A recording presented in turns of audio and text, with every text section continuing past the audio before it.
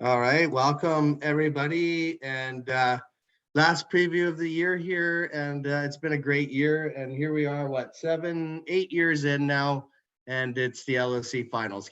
I'm super excited. I'm super excited too for obvious reasons. But before we start that, I just want to point out if we would have kept the loser bracket playoffs, it would have been Deuce Bombers versus Optimus Prime for regression. Templar scored 222 points last week, and that's without a wide receiver 3. Interesting. But let's kick it off. Let's go look at some games. We got Fighting Geese versus BC Lions. I think the wife's super excited for this one. What do you think? Yeah, I think we both are. I mean, part of the reason why I put it up there on the preview, the consolation finals, let's face it, it is kind of an exciting game for whoever is in it every year, and it's for first overall. And even if you lose, you get number 2.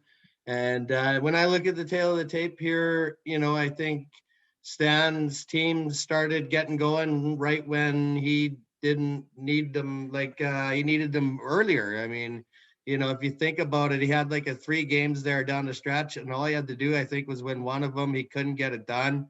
And here he is now playing for that pick for me, and Antonio Brown just comes back for him and puts up 18. Your thoughts? Yeah, I mean, I know I give Stan a whole bunch of issues throughout the entire year, how he can't draft. I mean, it was a little, I mean, that's not fully fair to him. I mean, he had some issues with people getting injured.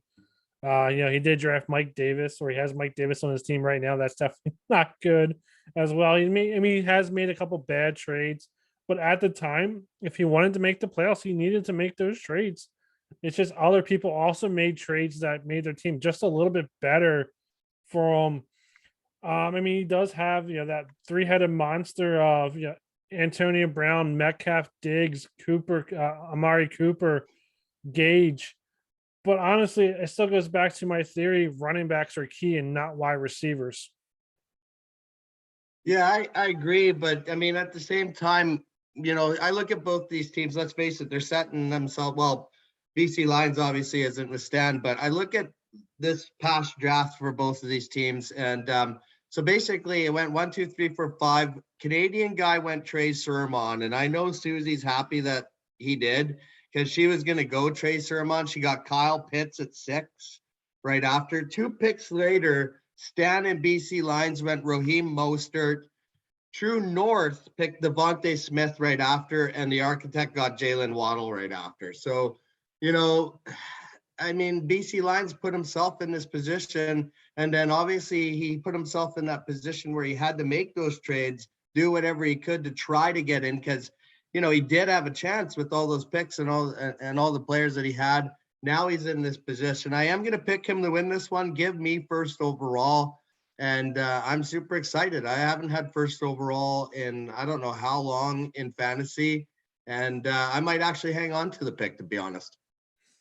Yeah, it's tough looking at the two teams. Trevor Lawrence is playing New England versus Brady playing the Jets. Wait, huh? Yeah, Brady's playing the Jets. Brady's definitely the better quarterback, better matchup. I think Trevor Lawrence is going to be horrible against, New England here. Looking at the running back room, the thing Fighting Geese has going for is Boston Scott might be the number 1 back in Philadelphia this week. Jordan Howard is I think is also injured. He could play, but it's not definite he plays. And that might be the difference. I think it's gonna be a close game. I don't know how BC Lions team's gonna do. Boyd did do a pretty good last week though. Put up 19 points a week before he put up 22. It's going to be close. I think it's going to be closer to what it is. It really depends on what Trevor Lawrence does. And if he does great, Geese gets the win. If he does horrible, BC Lions gets the first overall pick. But if I were you, I would trade it. But that's just my opinion on the first overall pick this year. Yeah, I don't know what I'm going to do with it, to be honest. I might trade it. I definitely want to improve one more of my keepers, and Chase Edmonds would be a part of that package. I've said it publicly. Chase Edmonds in the first overall for an elite player. If somebody wants to rebuild for next year and still get a heck of a keeper in Edmonds, the offer's out there. BC Lions wins this one and another failed season for Stan, and look for him to be a candidate to be out of the league next year. For sure. Next up, we have the All-American final. Yes, All-American final. Fall of Misfits, my team, versus the Architects. These teams made 3 trades in season this year. The most recent trade was DJ Moore for Terrence Marshall and a first rounder. That first rounder was flipped for CMAC, who's obviously not playing. Trade number 2 was the Raiders going to Architect, who's now on True North. First for John Johnson to myself, who I use as an IDP. He averaged about 5 points. And then the trade that really might go down in history as the most what the F trade ever is Terrence Mitchell, Daniel Jones, Foster Moreau, and Clyde Edwards-Helaire go into Architect for Dan Arnold, McFarland, and Ron Stevenson, and Trey Lance. And out of all those players that I just mentioned, only Trey Lance might start for the team that they're on. Mitchell is on prime. Daniel Jones is on IR. Moreau is on prime. CEH is week to week. Dan Arnold's on Billsy Bob. McFarland's on prime. Stevenson was part of the CMAC trade, and I still have Trey Lance. So literally, it's Trey Lance, and he might get me the W this week. Yeah, I'm super excited for you guys. I think, well, I mean, if Brandon wins this game, this season's going to go down as probably the best ownership of any single season in the LOC history. Clear cut. I mean, points for first, breaking the single season point record, the single season game points record. I mean, what a season for the Architect and for yourself. Man, it's almost like you got in by accident. It does kind of feel like a David and Goliath matchup, but to be honest with you, those trades you made for Brandon Ayuk and Miles Sanders for next to nothing from Brian, I think were genius. I mean, you set yourself up with 2 young keepers. I mean, Miles Sanders is kind of letting you down with the injury. I am concerned with you about dressing Trey Lance just because of what happened to me all in the first year in the LOC when I dressed Manziel, and it was an absolute disaster. Is Trey Lance ready for this kind of pressure-packed game? But I think he is really the option for you here. And for Brandon, kind of troubles in the running back position. Edwards-Helaire looks like he's not going to be ready. Interesting to see. Brandon right now is dressing Keyshawn Vaughn over Saquon Barkley, and I think that's a pretty interesting development as well. For sure. I mean, just to talk about the recap, I beat Brandon week 1. He beat me week 14 for the division. If I would have won week 14, I would have won the division there. I scored the most points in week 15, I believe, of all the teams that were in the playoffs.